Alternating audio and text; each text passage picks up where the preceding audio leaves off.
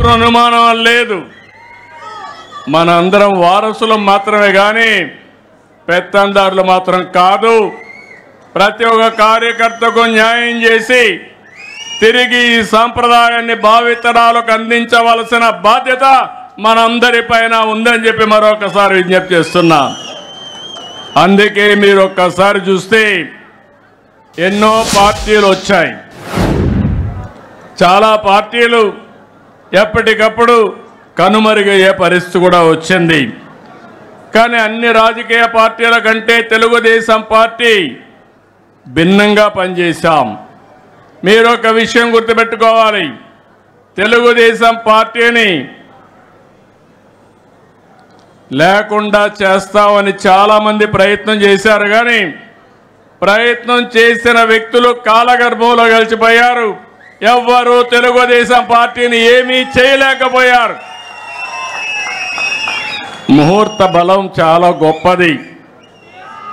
అదే మాదిరిగా తెలుగుదేశం పార్టీ సంకల్పం కూడా చాలా గొప్పదని చెప్పి కూడా నేను మీకు తెలియజేస్తున్నా. ఇంకొక శతాబ్దం కాదు, ఒకప్పుడు చెప్పుకునేవారు ఏదైతే గుప్తుల నాటి స్వర్ణ యుగమని, చరిత్రలో తెలుగుదేశం నాటి స్వర్ణ యుగం అని చెప్పుకునే రోజులు శాశ్వతంగా వస్తాయని కూడా మీ అందరికీ విజ్ఞప్తి చేస్తున్నా. 4 దశాబ్దాలు 43 సంవత్సరాలు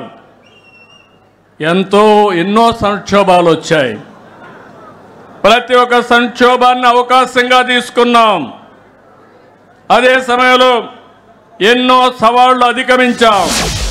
దానికి కారణం వేదిక పైనుండే వాళ్ళకంటే వేదిక కింద నుండే కార్యకర్తలే ముఖ్యమని చెప్పి కూడా మీకు తెలియజేస్తున్నా.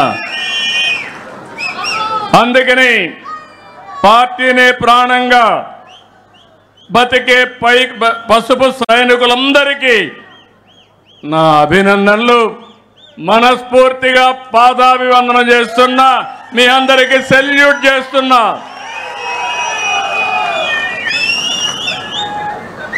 ఇంకో పక్క మనం అందరం కూడా పుడతాం, చనిపోతాం. కానీ ఎన్టీ రామారావు గారిని ఒక యుగ పురుషుడిగా ఆలోచిస్తాం. దానికి కారణం ఆయన జీవితంలో ఆయన చేసిన పనులు. ఈరోజు నేను పిలిపిస్తున్నాను, తెలుగుదేశం పార్టీ కూడా ప్రజల జీవితాలని ప్రభావితం చేసే విధంగా ముందుకు పోవాల్సిన అవసరం ఉంది. ఎవరైనా చరిత్ర తిరగరాస్తే తెలుగుదేశం పార్టీ ఆవిర్భావానికంటే ముందు, తెలుగుదేశం పార్టీ ఆవిర్భావం తర్వాత అని చరిత్ర రాసే పరిస్థితి తీసుకొద్దాం.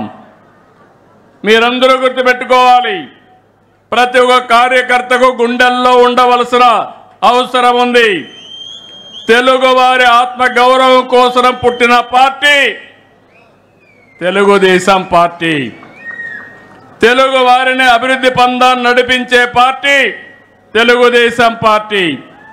తెలుగు వారి ఆత్మవిశ్వాసాన్ని చాటిన జెండా, తెలుగు వారికి ప్రపంచవ్యాప్తంగా గుర్తింపు తెచ్చిన జెండా, ఆడపడుచులకు అండగా నిలిచిన జెండా, రైతుల కన్నీరు తుడిచిన వెన్నంటే ఉన్న జెండా, సామాజిక న్యాయం చేస్తున్న జెండా, భావితరాల భవిష్యత్తుకు అండగా నిలిచే జెండా, అదే మన పసుపు జెండా. పసుపు జెండాకు ఒక విశిష్టత ఉంది. తమిళు అన్ని జెండాలు చూడండి, మన జెండా చూడండి. మన జెండాకు ఒక అర్థం ఉంది. అన్నదాతలకు అండగా ఉండాలని నాగలి, కార్మికులకు ప్రగతికి, పారిశ్రామిక ప్రగతికి చిహ్నంగా చక్రం, నిరుపేదలకు నీడ అందించడానికి గుడిస, ఇల్లు. ఏ సింబల్లైనా ఏ జెండాలైనా ఉన్నాయా తమ్ముళ్ళు అని మిమ్మల్ని అడుగుతున్నా. అది మన నాయకుడి యొక్క విజన్. అదే అందరికంటే విభిన్నమైన వ్యక్తి యుగ పురుషుడు నందమూరి తారక రామారావు. అందుకని మిమ్మల్ని చెప్తున్నా, అలాంటి వారసత్వానికి మనం వారసులం. మీ అందరికీ బాధ్యత ఉందా లేదా అని మిమ్మల్ని అడుగుతున్నా. భావితరాలకు అందించాలా లేదా అని మిమ్మల్ని అడుగుతున్నా. ఈరోజు మనం ఒక్కసారి చూసుకున్నప్పుడు 43 సంవత్సరాలు గడిచిపోయినాయి. కానీ ఎన్నో చరిత్రలు సృష్టించాం. ఈరోజు మళ్ళా మీరు ఒకసారి చూస్తే మనం వచ్చిన తర్వాత ఎస్సీలకు కానీ ఎస్టీలకు కానీ బీసీలకు కానీ మైనారిటీ వర్గాలకు రాజకీయ అధికారం ఇచ్చిన పార్టీ తెలుగుదేశం పార్టీ. ఇంకో పక్క మీరు ఒకసారి చూస్తే ఒకప్పుడు బీసీలంటే లెక్కలేనితనం ఉండేది, రాజకీయ గుర్తింపు ఉండేది కాదు. ఈరోజు సమాజంలో బీసీ అంటే సమాజానికే వెన్నెముగ్గా గుర్తించిన పార్టీ తెలుగుదేశం పార్టీ. అందుకని తెలుగుదేశం పార్టీ వెనుకబడిన వర్గాలకు రుణపడి ఉంది.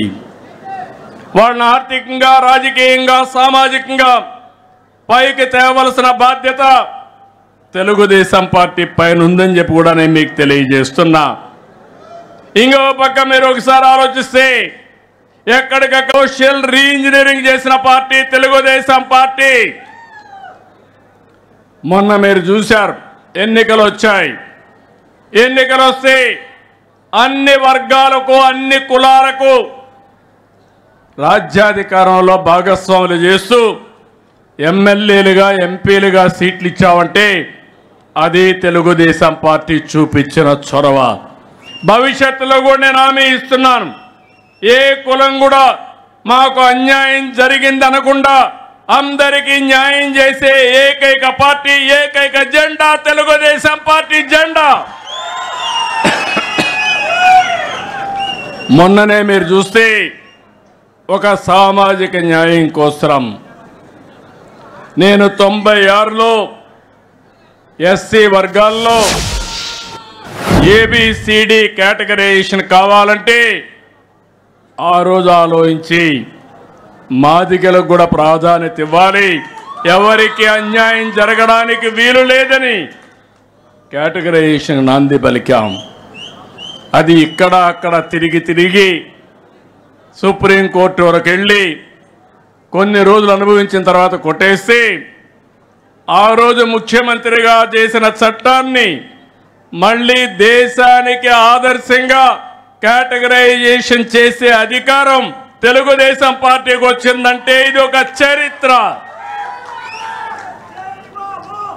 ఎప్పుడు కూడా మనం ఒకటే ఆలోచిస్తున్నాం, ఏ కొద్ది మందో బాగుంటే కరెక్ట్ కాదు. సమాజంలో అందరూ బాగుండాలి, అందరి హితం కోసం తెలుగుదేశం పార్టీ పనిచేయాలి, పేదవాళ్ళకు అండగా ఉండాలి. అలాంటి స్ఫూర్తితోనే మనం ముందుకు పోతున్నాం. ఈరోజు నేను మిమ్మల్ని అందరినీ అభినందిస్తున్నాను. ఎన్టీ రామారావు గారు చైతన్య రథం ఎక్కి వీధుల మీద పడితే గ్రామాలకు వస్తే 9 నెలలు రాత్రింబగళ్ళు పనిచేసిన కార్యకర్తల్ని అభినందిస్తున్నాను. వస్తున్నా మీకోసం. నేను రాష్ట్రంలో తిరిగితే 208 రోజులు 2817 కిలోమీటర్లు ఎట్లా చేశానో నాకే తెలియదు. కానీ నాకు అండగా నిలిచిన నా పార్టీ కుటుంబ సభ్యులకి అభినందనలు. యువగళం పేరుతో లోకేష్ గారు 226 రోజులు 3112 కిలోమీటర్లు 2024 అధికారంలోకి రావడానికి దోహదం చేసిన యువగణానికి నీరాజనాలు పలికింది కూడా మీరందరూ. ఈరోజు తెలుగుదేశం పార్టీ ఒక విషయం మీరందరూ గుర్తుపెట్టుకోవాల్సిన అవసరం ఉంది. ఇది ఒక ప్రాంతీయ పార్టీనే కాదు, జాతీయ భావాలుండే దేశభక్తి కలిగిన పార్టీ తెలుగుదేశం పార్టీ. ఎవరికి అవకాశాలు రావు, మనకు అవకాశాలు వచ్చాయి.